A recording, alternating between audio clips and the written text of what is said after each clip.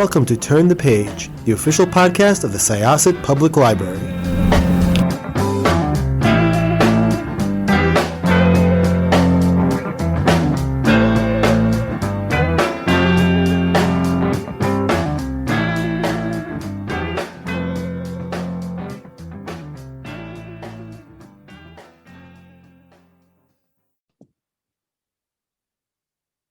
Hi, this is Jessica with Syosset Library's Turn the Page podcast, and we are welcoming back one of our favorite guests. Please tell us who you are and about your latest book. I am Riley Sager, and you might know me from Final Girls, Last Time I Lied, Lock Every Door, and Home Before Dark. And my newest book is called Survive the Night. And I like to summarize it very simply: a girl, a killer, a car. And that was pretty much the kind of idea that just popped into my head. Yeah, it's very different from your other books, which, it's just kind of difficult to say because all of your books are very distinct from each other. I wouldn't say that they follow any particular formula other than they play a little bit with horror tropes, although this one does too. You're really not 100% sure what's going on exactly, other than the fact that Charlie, she's a college student. She's decided, you find out very early, she's decided to leave college. She's riddled with guilt about something that happened to a friend of hers. She's leaving behind this wonderful boyfriend that she found in college, and this is also in the 90s, so there are no cell phones, or beepers might be a thing, but it's not something that really comes into play. And she puts her name up on like a ride board, which was a thing that you used to have in colleges, where like if you needed a ride home, you would just like randomly put your name up and strangers would answer you. You would put your name and your phone number so random strangers could contact you. And it just was Yeah. It was crazy that's what we used to do. Which it really is, because I remember all of the Take Back the Night programs, and like you're told not to get into a car with a stranger, but I guess if you need a ride home and it's college and they look at your name on a college board, they're a-okay. So so she gets this ride home with this mysterious guy who happens to be going exactly where she's going, and mayhem ensues. Mayhem does indeed ensue over the course of one very stressful night for Charlie. And when I came up with the idea, I really wanted to challenge myself and see if I could write something that kind of took place in real time. Like I really tried to time it out where an hour in the book is really like the hour it takes you to read that section of the book. I really wanted it to feel like people were in that car riding along with Charlie in real time. Yeah, it definitely worked. And I went to college in the 90s, although a little bit later than Charlie did. So that was definitely a hook for myself. And I've been actually noticing lately that a lot of authors have been using that time period as to write thrillers or horror. And we touched upon a little bit the fact that there were no cell phones back then. Is it easier to write a story like this where technology isn't so connective?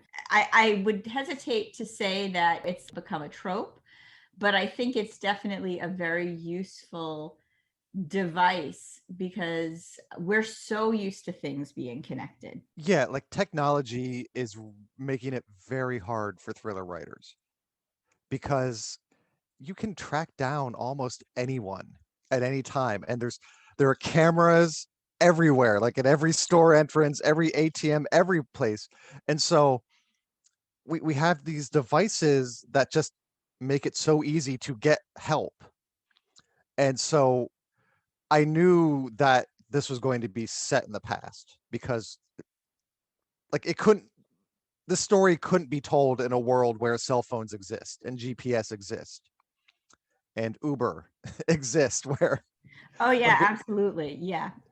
if the book took place today, she would just like Google Josh, like Right. Exactly. Yeah, decide he's exactly. shady. Yeah, look him up on Facebook, be like, oh no. And then like call an Uber and then it just there would have been no book. So I really wanted to put it in a time where you were at the mercy of payphones and fold out roadmap. Yeah, I know I've mentioned a few times, how cell phones change the way that, change like anything. I mean, we'll go back and we'll look at movies, like for instance, Goonies, and that movie would be done in 5 minutes. It would be like, look, oh man, look, here's the Fratellis. Is there a reward for them? Oh, our town is saved. Let's send this to the police. And that would pretty much be the end, and there'd be no treasure hunt. I'm very excited though that Charlie was a film theory major in this, because I was a film theory major and I know that you were a film So theory. was I. Yes. And it Yes, prepared us for nothing. nothing except It was a except great ruining movies for people that we watch it with. it was such a fun major to have because it was like, okay, today we're going to watch this movie and then next class we're going to talk about the movie and then we're going to write a paper about the movie. And it was just so fun. And little did we know that, that it prepares you for absolutely nothing except going on to graduate school to study more movies, to still have no experience in doing anything. So I don't regret it, but at the same time, part of me is thinking maybe I should have done something that's slightly more practical.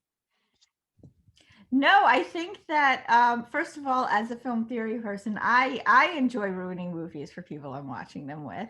I mean, I'm always analyzing everything, and everybody who's with me is like, "Ah, here she goes again." But I thought that that was a really good thing for the main character, because she almost like sees everything as a movie and analyzes what's going on in her film theory brain, and I thought that that was really cool. There's a few other things happening, but I don't really want to talk about it too much because I know the audience likely has not read the book yet, and uh, would probably like to approach it fresh. But there is definitely something about people who are wired to film theory that will look at a situation that feels like a trope and analyze it to the real world. Yeah, I really wanted to play around with just the movies themselves and to have Charlie think and act through like this lens of what she knows from cinema. And I like to say that the real plot of the book is her learning to become like that she was living as a supporting player in her own life. And through the course of the night, she becomes her own leading lady. And I think that's a really good journey for a character to take. Yeah, I would say so. She had this friendship with her roommate, where she was almost like the best friend trope, like her roommate was this like larger than life personality, and both of them kind of had backgrounds where their family life was a little bit different, but her roommate was like almost like an old film star, and Charlie was happy enough to be the best friend support system. But as you mentioned, as time goes on, she has to realize that she's sort of, she's the main character in this story. But guilt plays a really, really big role into the probably poor choices that she makes. How did you decide to bring that as part of her journey? I knew she needed to have a good reason to want to leave campus and take this risk in the middle of the night with a stranger in a car. But I also really just liked the idea of movies as medicine, almost like movies are comfort food for a lot of people, and I do this as well. Like if I'm not feeling good, if I'm down, if I'm sick, like first thing I do is just crawl into bed and put on a Disney movie. And so there's a lot of people that I think have like their certain comfort food movies. And for Charlie, like all movies are her comfort food. And she's had a rough go of things. Her parents were killed in a car accident when she was a teenager. Um, and her best friend is murdered. And so she's really just traumatized and immersing herself in these movies, and to probably not the best effect because it does play with how she perceives things. So I have to ask then, what's your favorite Disney movie to watch when you're not well? Mary Poppins. Really? Good choice. Mary Poppins is, I get asked this a lot, like, what are your favorite movies? And I'm like, okay, Jaws, Rear Window, probably Silence of the Lambs, and Mary Poppins and the Sound of Music, which is now a Disney movie, which is amazing. Yeah, the thing about Mary Poppins, which makes me laugh because we're talking about horror tropes, is a few years back somebody reworked the trailer for it with different music that made it look like a horror movie, and it was perfect. It was wonderful. Um, but yeah, that's really cool. Because I like to watch thriller movies or horror movies when I'm not feeling well. Generally because I guess maybe it elicits some sort of like sweat, and then I feel a little bit better because my body is sort of sweating it out. But I like the idea of movies as medicine, which actually you've been watching movies on Facebook Live um, with other authors recently. We did, yes. Because the movie night started like last year with when the pandemic first hit. Um, Abby from Crime by the Book, which is a wonderful mystery and thriller blog, she and I decided to watch Jaws at the same time, and then we would tweet about it, and then we went on Instagram and discussed it for an hour. And it was so much fun that we just decided to, okay, let's just keep doing it until we get sick of it. So we did probably like a dozen movies last year.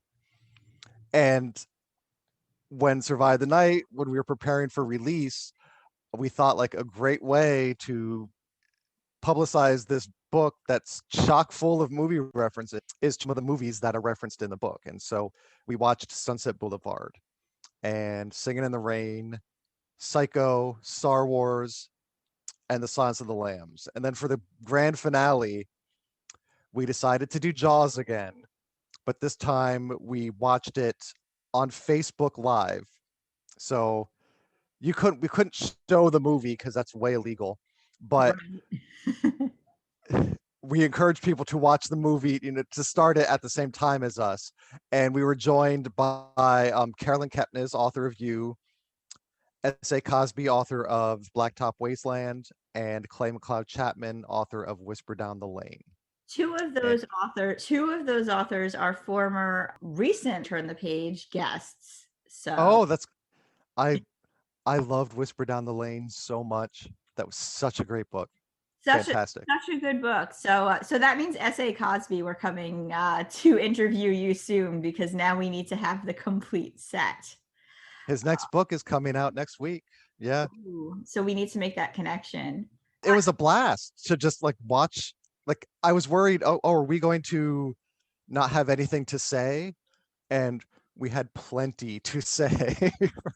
Well, that actually makes me think, technically you are the very first in a series of programs that Syosset Library has had since the pandemic. We began virtual programming maybe like last yeah, like when the pandemic started, but I believe we had you as one of our first virtual guests, and you had a cocktail while you were talking to us, which made us think maybe we need to call our programs BYOBs with the author, which have been very successful. So thank you for drinking a cocktail and telling us how you were stuck in the house while doing a virtual event. Books and booze is a great combination. You can't go wrong there. Absolutely. And at that point there were no bars open, there was no anything open, and this was the way that people were socializing, and being able to chat with an author and share a drink at the bar in your house, because that's the only bar that was open, was great. And it's been a really good resource, I think, for us and for other libraries. Getting back to Survive the Night. So you also named Charlie after a heroine in a suspense movie. Tell us a little bit about her namesake. The character Charlie is named after a character in an Alfred Hitchcock film, Shadow of a Doubt. And in that movie, the main character is named Charlie, and she is named after her uncle, Charles, who she suspects is a serial killer. And so I thought it was a nice way of sort of mirroring Shadow of a Doubt, but with a modern sensibility, where there's this character named Charlie who suspects this person of being a serial killer.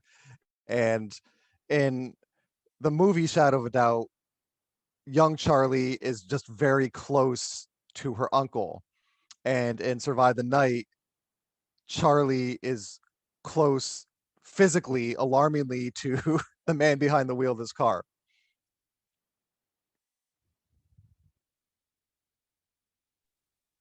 Yeah, it was really cool. I just and that's one of the things that I enjoy as both a fan of horror and a film theory person. Every time I read your book, there are just these Easter eggs. This one is a little bit more plainly stated, but still cleverly done. Just like these little Easter eggs to things that I've enjoyed, or things that audiences may or may not know. And you don't have to be like a super geek to get it. I think that's where the success really comes in, is that your books are just so much fun and also scary at the same time. But also, I know as a reader and as a fan of these things, I can tell you have a lot of fun writing them. This one was a lot of fun to come up with ways to keep Charlie in that car, and I really wanted to push how long I could keep these two characters in a car talking and maintain this level of tension. And I was worried at first that there was no book here, because it just seemed like, oh, this is going to be like a 15-page book. Like there's nothing I can do to keep this interesting. And then as I was writing it, it's just like, nope, they're still in the car. And I think it's still good and suspenseful. And they are still in the car. And now this is happening. And they're still in the car. And I really wanted readers to get to the point where they're like, are they going to leave the car? And when they do leave the car, to be like, now it gets crazy. And that might have been a little bit of a spoiler. So sorry, everyone. I mean, everybody has to get out of the car to use the bathroom or like all of that. So I wouldn't say it's too much of a spoiler. But I do think it calls back in mind just the different road trips that I know I've taken, and I'm sure there are very few people who will read this book who have not taken a road trip. Um, I can't say that all my road trips have gone this crazy, or any of them for that matter. But it is, whether you're in the car with people or people you somewhat know because you're taking a ride back with them in college, you are putting a lot of trust into the other people that you're getting into a car with. And at the time that Charlie's doing this, you're always told not to hitchhike, but essentially, like when you were putting your name up on these boards that we mentioned, or even, when I was in college, it was a little bit later. So there were email versions of it, but this was before email dating. So like email dating, I feel like I'm talking about, like, I don't know, the before times. It's Yeah, this is before dating on the internet was really what it is now, because if you met somebody online in the late 90s, which is when the internet was really more accessible to everybody, people would be like, what is wrong with you? You can't do that. That is a very bad life choice. Now everybody's sitting with their coffee, swiping left and right. And if you meet somebody in person, that's like, why would you do that? That takes so much time and effort.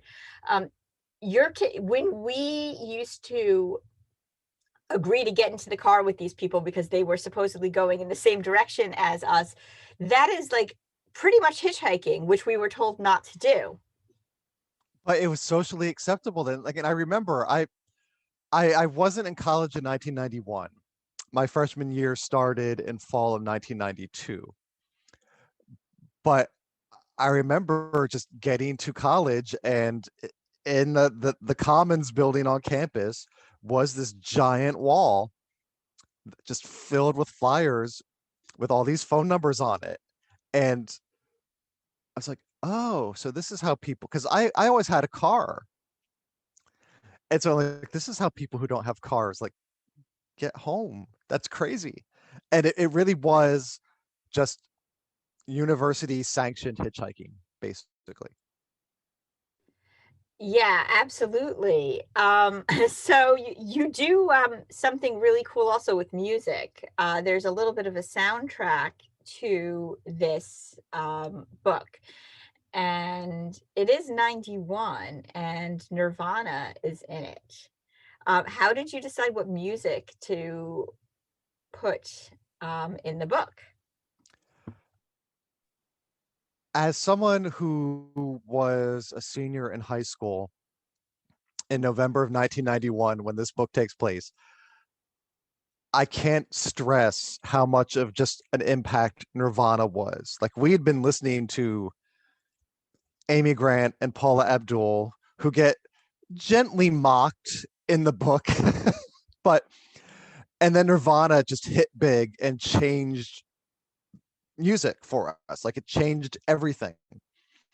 And so I knew that I had to include Nirvana because that's what I was listening to. That was what was in my tape deck in November of 1991.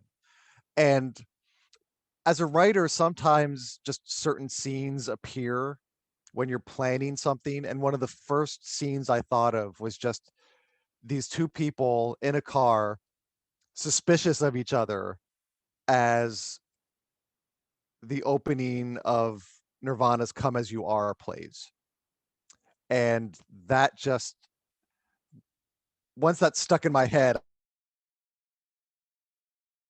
I was like, write that. Come As You Are especially plays a big part in the book. But just lots of songs from that time period that I loved and listened to. Like Depeche Mode and REM and The Cure, and just it's sort of like the soundtrack of my senior year of high school. I think one thing that always interests me about, like, when people talk about music in the 90s, is that grunge was a very short period of time, and it was a very prolific period of time for short. Just the explosion of all of these bands, uh, like Nirvana, like Pearl Jam, but it didn't, the 90s was like capped by things like Amy Grant and boy bands. So it was like this gift that we were all given in the middle of I don't know. I mean, I don't want to mock anybody's music taste. And I know nowadays people are nostalgic for NSYNC and stuff, but whenever you talk about the 90s, everyone's like, yeah, flannel and grunge, and it's like, yeah, no, that was actually a really short period of time, but it was an impactful period of time. And I kind of loved Charlie discovering grunge in that car, which was like a life-changing event for her. So as you mentioned, the majority of the story takes place in the car, but there's a lot of twists and turns, and it's very focused on dialogue, which I loved. Were you drawing from specific, first of all, have you ever had like a road trip that you got back and you were like, oh my God, I cannot believe that I made that road trip and I am alive at the end of it? And how did you decide to how did you build the dialogue in the book that kept that road trip fresh for the people reading it?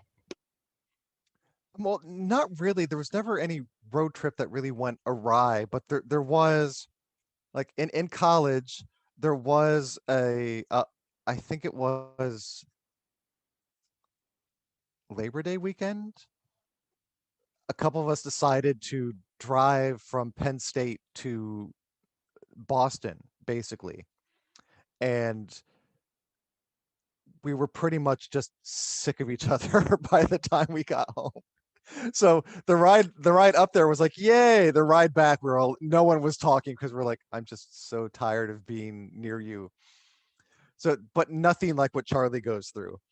But with the dialogue heavy scenes in this book, I knew dialogue would have to pull a lot of weight just because of the situation. Like, there's only so many ways you can describe two people sitting in a car driving down a highway at night.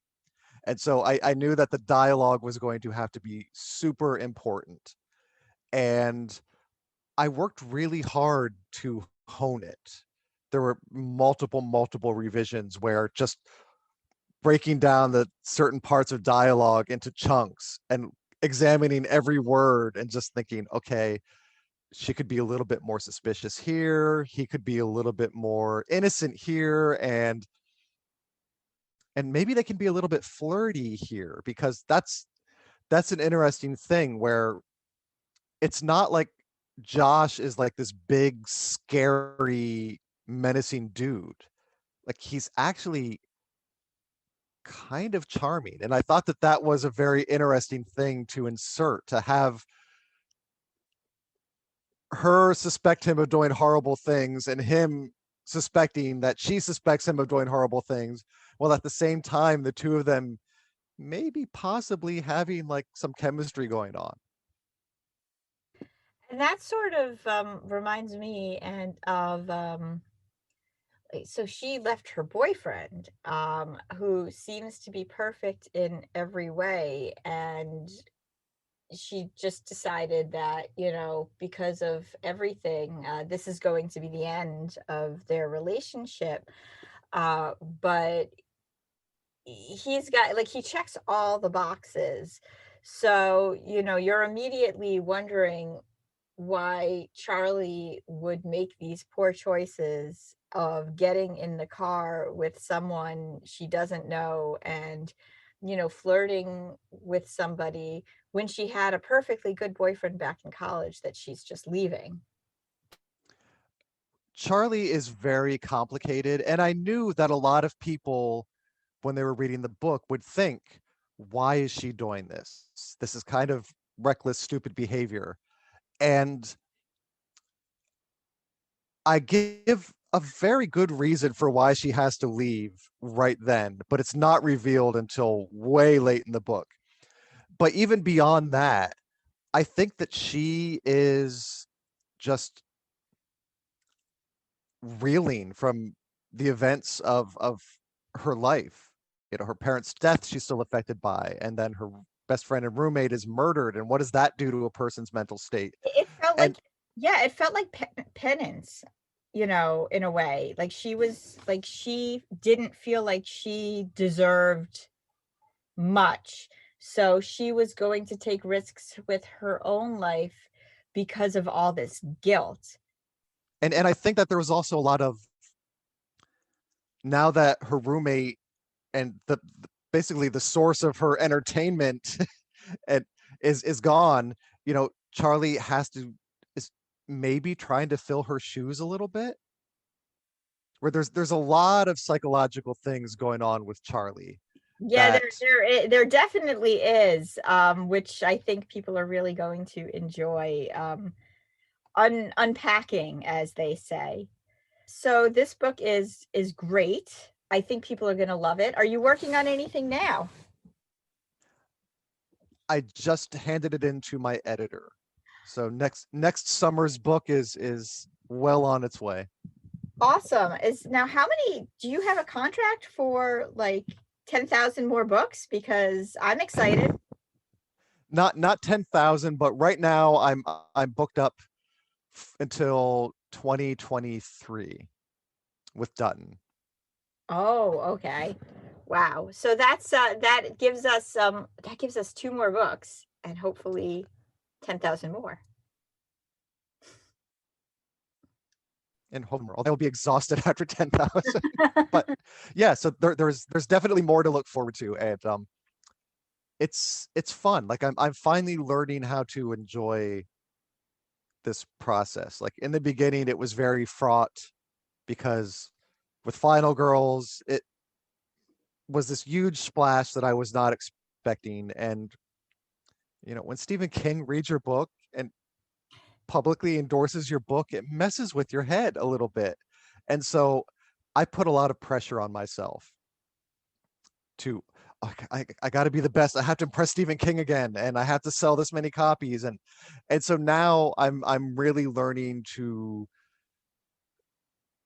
just calm down a little bit and enjoy the process more. And that's definitely what's happening. Like Survive the Night was a joy to write, and this next one was a joy to write. And so I think I'm getting the hang of this being an author thing now.